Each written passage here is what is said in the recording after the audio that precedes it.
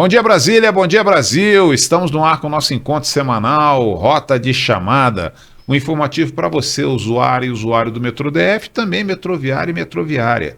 Porque hoje nós vamos conversar, vou pedir para o Marcos abrir nossa tela. Nós estamos recebendo os diretores do Sind Metrô DF, Amanda Souza e Carlos Cassiano, que nós vamos falar sobre a audiência, né, que houve no TRT-10, que gerou o que nós chamamos aqui de RPP, reclamação pré-processual. Eu gostaria que o Carlos Cassiano começasse explicando o que é isso.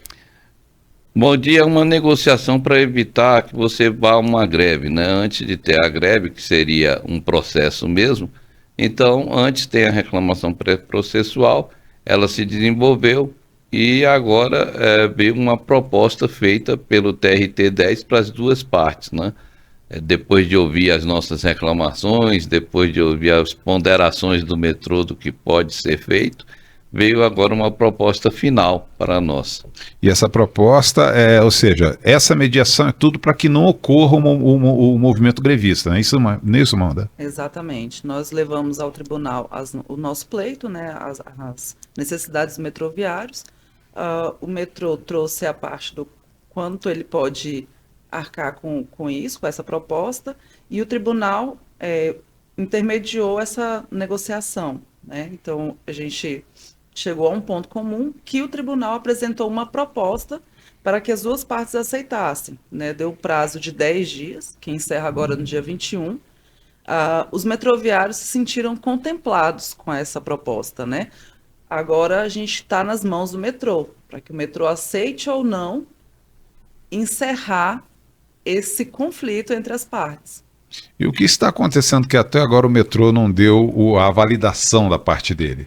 O metrô sempre alega, né, a necessidade de ouvir o GDF, sair uma decisão do GDF, porque a empresa é dependente. Essa proposta, ela atende às nossas questões, como disse a Amanda.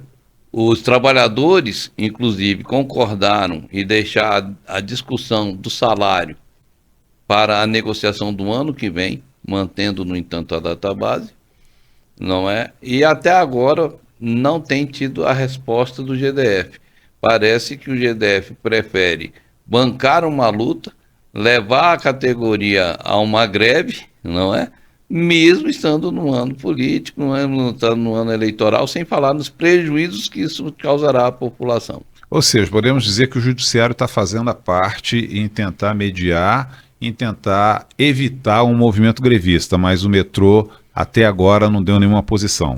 Exatamente, Valdir. A gente está nessa negociação desde novembro de 2025. Né? Já estamos em agosto de 2026. A gente tentando conciliar numa necessidade que é da própria empresa, porque a nossa principal pauta hoje é gente para trabalhar no metrô. A gente precisa de contratação, a gente precisa de concurso público. Então, hoje, essa é a briga do metroviário, para que o quadro seja recomposto. Então, a gente está nessa negociação desde novembro, e desde então o metrô fica retardando essa resolução desse conflito.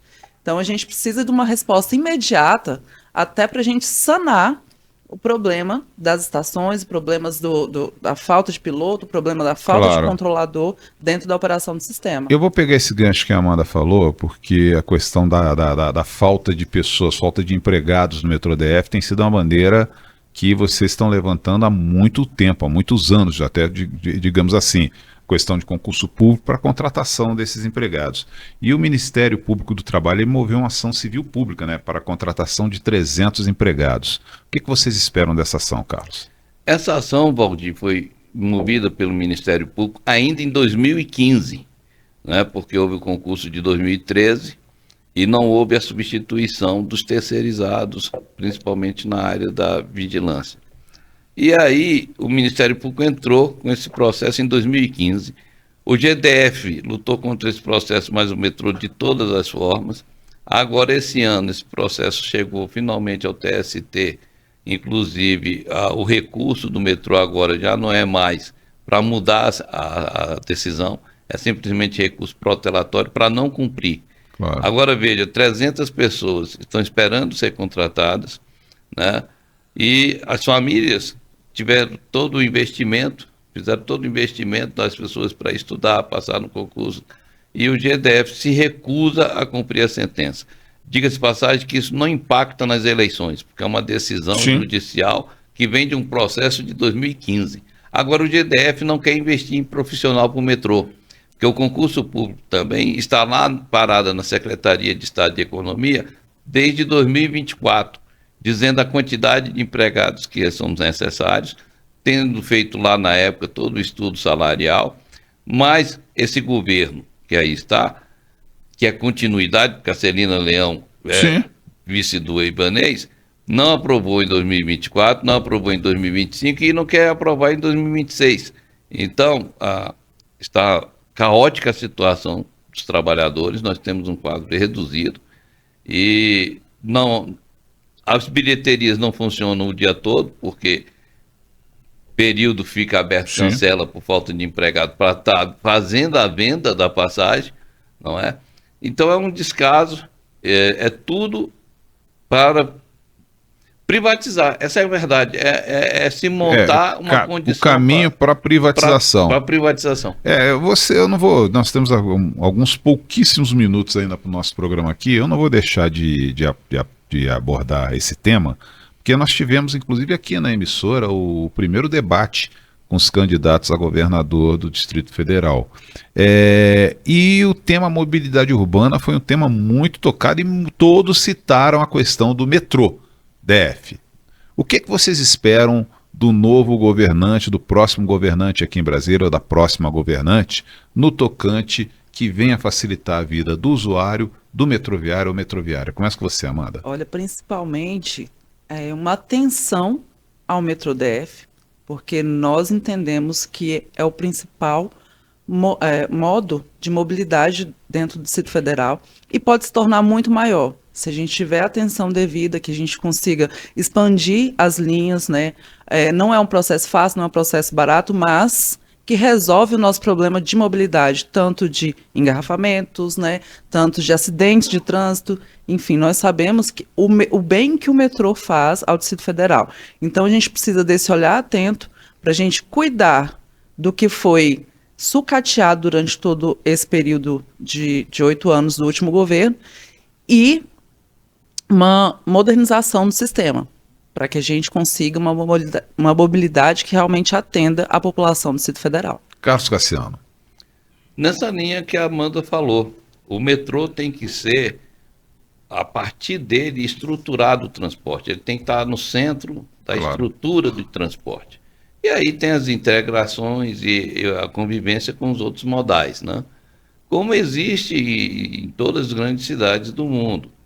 Não é possível você ter uma estrutura tão ampla como o metrô permite, principalmente transportando milhares de passageiros num único trem, numa única viagem. E você, ao invés de explorar isso para melhorar o transporte público, você age na contramão, sucateando.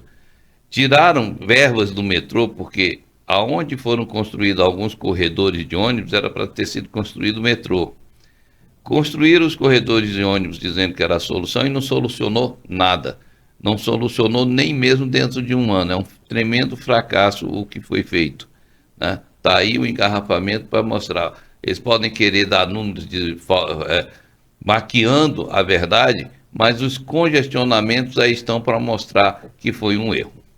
É isso aí. E é engraçado que nesse debate você via claramente as duas linhas. Quem está a favor de uma privatização e quem não é a favor, né? E a questão de não a privatização já é uma bandeira antiga do Sindimetro DF, né, Carlos? O transporte é um bem social. Está assim na Constituição, mas não é só porque está na Constituição. Ele é um bem social. Você precisa do transporte para ir trabalhar, precisa do transporte para ir para o colégio, precisa do transporte para ir para o hospital, precisa do transporte para ir às compras, precisa do transporte para ir a um passeio. O transporte é estruturador. Se você não tiver o transporte como estruturador, você não tem acesso às políticas públicas.